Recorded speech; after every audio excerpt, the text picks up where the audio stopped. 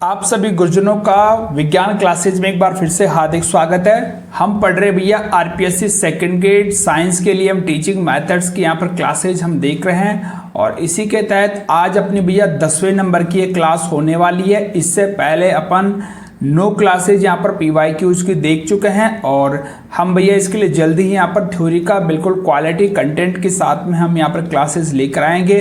बस अगर आप लोग क्लासेस कंटिन्यू चाहते हैं तो प्लीज़ आप लोग कमेंट जरूर यहाँ पर कर दीजिएगा। अब तक भैया हम 2011 से लेकर 2024 तक की यहाँ पर क्लासेस देख चुके हैं पीवाईक्यूज की और आज अपना 202 नंबर का पीवाईक्यूज रहने वाला है और ये है अपना संस्कृत शिक्षा विभाग 2024 की वैकेंसी के पीवाईक्यू है। व्याख्यान सह प्रदर्शन विधि का मुख्य उद्देश्य है।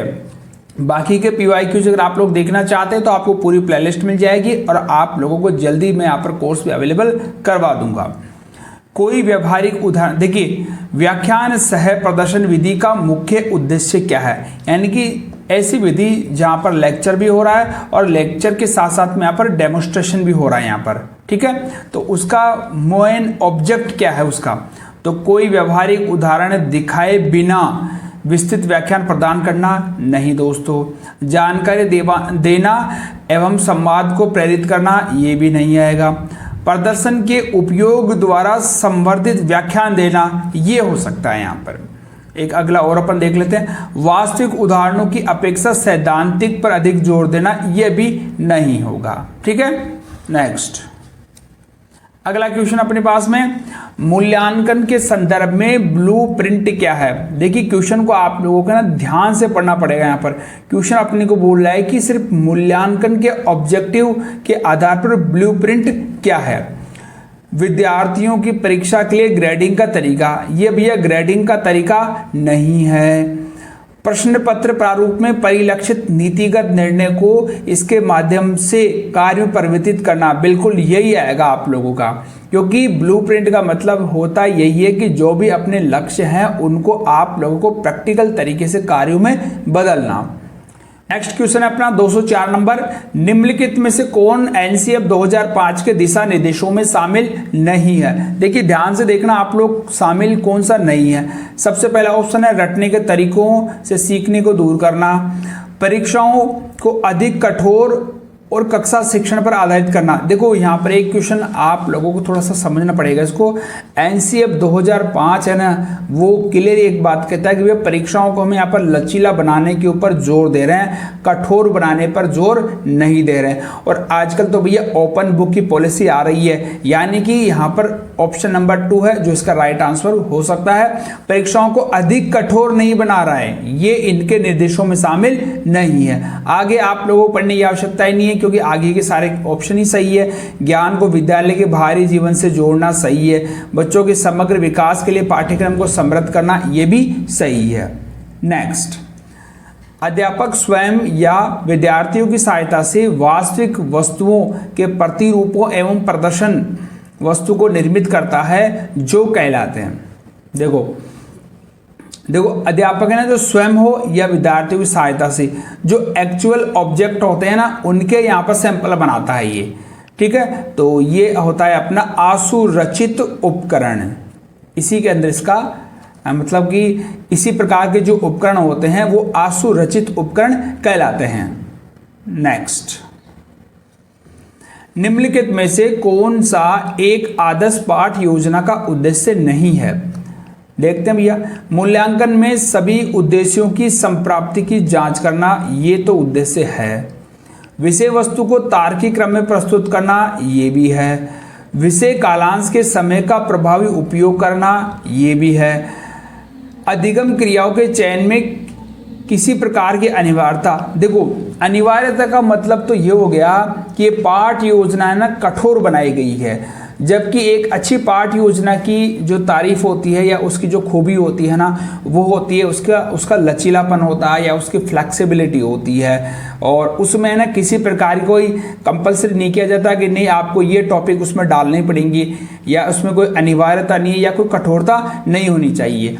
तो इसका राइट आंसर क्या हो जाएगा अपना नंबर 4, इसका राइट आंसर हो जाता है। अगला, निम्नलिखित में से कौन सा कारक रचनात्मक उपागम के लिए आवश्यक है? देखिए भैया, रचनात्मकता में एक बात आप लोग ध्यान रखिएगा कि विद्यार्थी है ना जो स्वयं यहाँ पर खुद यहाँ पर सीखने के प्रति जागरूक होते हैं और शिक्षक केवल और केवल एक सुविधा अवेलेबल करवाता है। यानी कि छात्र स्वयं यहाँ पर सीखने के प्रति जागरूक होते हैं और शिक्षक एक यहाँ पर एनवायरनमेंट क्रिएट करता है या उनको जो फैसिलिटीज है वो यहाँ पर अवेलेबल करवाता है। तो चलिए ऑप्शन यहाँ पर देखते हैं। विद्यार्थियों को सीखने के प्रति आत्मनियंत्रण व आत्म जागरूक होना चाहिए। ये बिल्कुल बात सही है, क्योंकि भाई बच्चे यहाँ पर पहले से ही जागरूक होते हैं। शिक्षक को मुख्य रूप से सुविधा प्रदाता होना चाहिए, न कि अनुदेशक। देखो दोनों ऑप्शन यहाँ पर सही है। तो ये ए एंड बी वाला आप लोगों का राइट आंसर हो जाएगा। नेक्स्ट, विज्ञान शिक्षण के अधिगम उद्देश्य को निम्नलिखित में से किस पर ध्यान देना चाहिए? देखो एक बात आप लोगों को ध्यान रखना है कि जो भी अधिगम उद्देश्य है ना, ये यहाँ पर विद्यार्थी केंद्रित होते हैं। इस बात को यहाँ पर आपको ध्यान रखना है। तो चलिए तो इनमें से क्या होगा? इसमें देखो नंबर 2 वाला ऑप्शन है जो सीधा सीधा यहाँ पर हमें यहाँ पर नजर आ रहा है कि शिक्षण करने के बजाय शिक्षक के करने के बजाय शिक्षार्थी क्या करेगा, इसके ऊपर ध्यान देना चाहिए, क्योंकि हमारा मेन फोकस है वो शिक्षार्थी के लिए, शिक्षक के लिए नहीं है। नेक्स्ट, शिक्षण की वह विधि जिसमें विद्यार्थियों को स्वयं नियम या सिद्धांत की खोज का अवसर दिया जाता है। देखिए ये क्वेश्चन है जो बार बार आते रहते हैं, जिनमें कई बार इनको ऐसे पूछ रहे थे कि विशिष्ट उदाहरणों से सामान्य नियम की तरफ कौन जाता है। तो ये सारे क्वेश्चन यहाँ पर आगमन विधि के अंतर्गत आते हैं। नेक्स्ट, भूमि में पाए जाने वाले खनिज, ठीक है, यानी मिनरल्स हो गया, रॉक्स हो गई, मेटल्स हो गया, इनके गुणों का विश्लेषण करने तथा टेम्परेचर, प्रेशर आदि का अध्ययन करने में कौन से निम्न विषयों का सह संबंध है? देखो भूमि में पाए जाने वाले यानी कि भूविज्ञान, यानी कि सबसे पहले तो हो गया अपना भूविज्ञान, क्योंकि खनिज ऐसा तो है नहीं कि वे धरातल के ऊपर ही पड़े हैं या जिनकी अपन कोई सिंचाई वगैरह करते हैं या कोई अपन पैदावार करते हैं। आगे धातुओं को प्राप्त करने के लिए यानी मेटल्स वगैरह अपने आती है यहाँ पर रसायन विज्ञान के अंदर, और इनके गुणों के अंदर तापमान व दाब का अध्ययन यानी कि अपना भौतिक विज्ञान। राइट आंसर हो गया अपना नंबर 3, इसका राइट आंसर हो जाता है। अगला, विज्ञान को अस्थायी माना जाता है क्योंकि देखो विज्ञान का मतलब होता है आने वाले समय में इसके अंदर बदलाव हो सकते हैं। ऐसा नहीं कि भाई अगर किसी ने बोल दिया कि ये है तो इसके अलावा और कुछ नहीं है, इसमें भी भैया बदलाव हो सकते हैं। तो वैज्ञानिक ज्ञान का नए साक्ष्यों के आधार पर संशोधन के लिए खुला है। बिल्कुल है भैया, धीरे धीरे जो डेवलपमेंट होता है वही अपना यहाँ पर विज्ञान की खूबी है।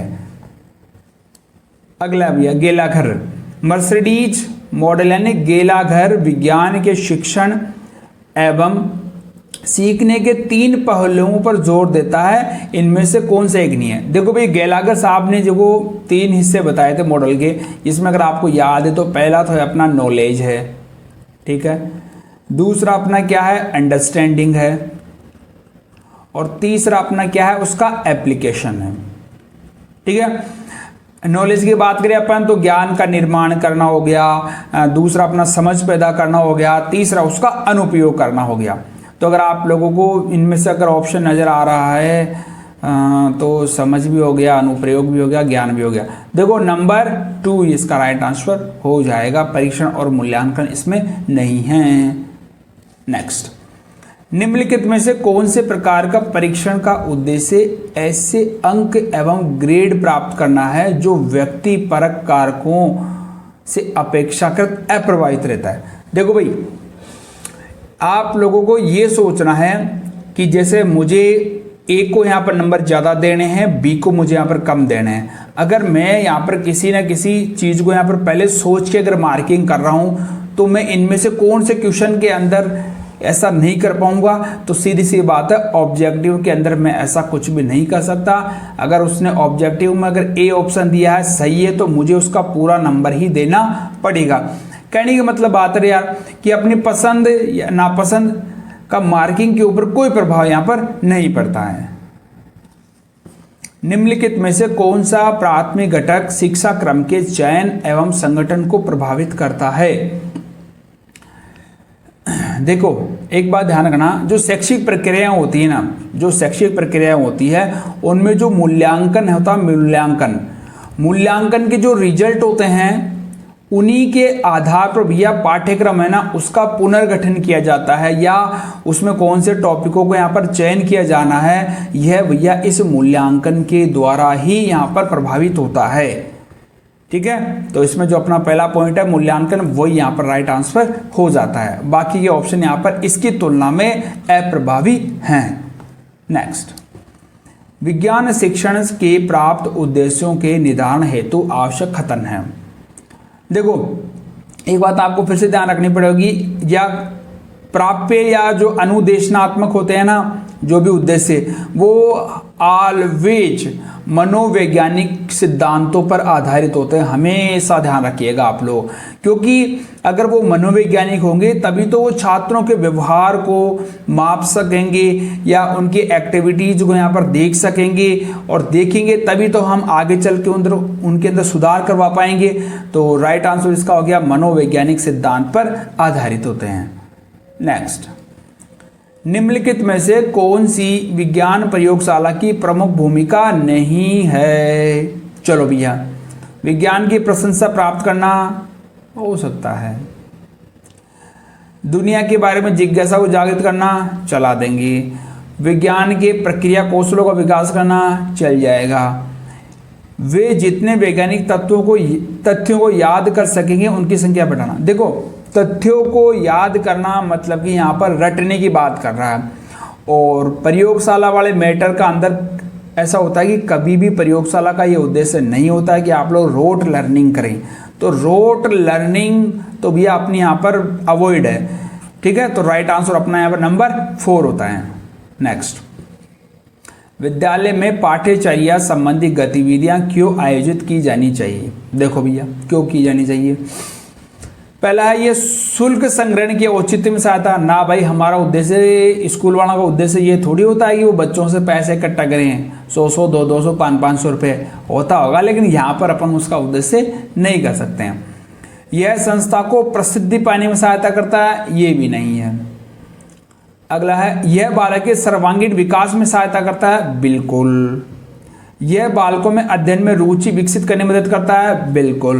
तो सी व डी इसका राइट आंसर हो गया, सी व डी यानी कि 1 नंबर इसका राइट आंसर हो जाता है। नेक्स्ट, अगला है भैया क्वेश्चन, निम्नलिखित में से कौन समस्या समाधान विधि के उद्देश्यों का सबसे अच्छा वर्णन करता है? देखो भाई, यह सैद्धांतिक अवधारणाओं पर व्यवहारिक प्रयोग को बचाते हुए जोर देता है। चलो एक बार पूरे ऑप्शन पढ़ते हैं। यह गलत अवधारणाओं को विकसित करने वाले व्यवहारिक ज्ञान पर जोर देता है। यह सीखने को ज़्यादा नीरस व अरोचक बनाता है। बच्चों को वैज्ञानिक समस्याओं को स्वतंत्र रूप से या मार्गदर्शित रूप से हल करने का, हाँ बिल्कुल दोस्तों, ये नंबर 4 इसका राइट आंसर होगा, क्योंकि यहाँ पर वैज्ञानिक समस्याओं को स्वतंत्र रूप से हल करने की यहाँ पर अनुमति देता है। ठीक है, नेक्स्ट, निम्नलिखित में से कौन सा विज्ञान में क्षेत्र यात्रा का शैक्षणिक लाभ नहीं है? क्षेत्र यात्रा मतलब अपना वो फील्ड ट्रिप की बात कर रहा है कि इनमें कौन सा लाभ नहीं है। विद्यार्थियों को व्यवहारिक अनुभव प्रदान करने में मदद मिलती है, बिल्कुल सही बात है। बच्चों के सीखने में समुदाय के साथ साझा जिम्मेदारियां प्रोत्साहित करना चल जाएगा। विज्ञान में समुदाय को अधिगमकर्ता से जोड़ती है, बिल्कुल। विद्यार्थियों को बिना शैक्षणिक लाभ के पाठों को छोड़ने की अनुमति प्रदान करना, ना भाई ये नहीं देगा, ये नहीं आएगा। तो आंसर यही हो गया इसका, ये लाभ नहीं है अपना। एक अच्छे परीक्षण की कौन सी विशेषता ये सुनिश्चित करती है कि वह पूर्वाग्रह से मुक्त है? वही बात होगी अपना ऑब्जेक्टिव में आप कुछ भी नहीं कर सकते हैं। चाहे आपको अब्दुल को नंबर अगर पूरे देने हैं तो देने ही पड़ेंगे, इसमें आप कुछ भी यहाँ पर नहीं कर सकते हैं। अगला है, निम्नलिखित में से कौन सी गतिविधि एक विज्ञान क्लब द्वारा संचालित की जाती है? यानी साइंस क्लब की एक्टिविटीज इनमें से कौन सी है? खेलकूद प्रतियोगिताओं या खेलकूद गतिविधियों का आयोजन करना, साहित्यिक गतिविधि आयोजन करना ये भी नहीं चलेगा, और गणित प्रश्नोत्तरी आयोजन करना, चलो एक ऑप्शन और पढ़ लेते हैं अपन, विज्ञान मेलों प्रश्न, तो हाँ देखो नंबर 4 इसका राइट आंसर होगा। ठीक है, तो ये अपने यहाँ पर PYQs आज की क्लास के कंप्लीट हो गए हैं।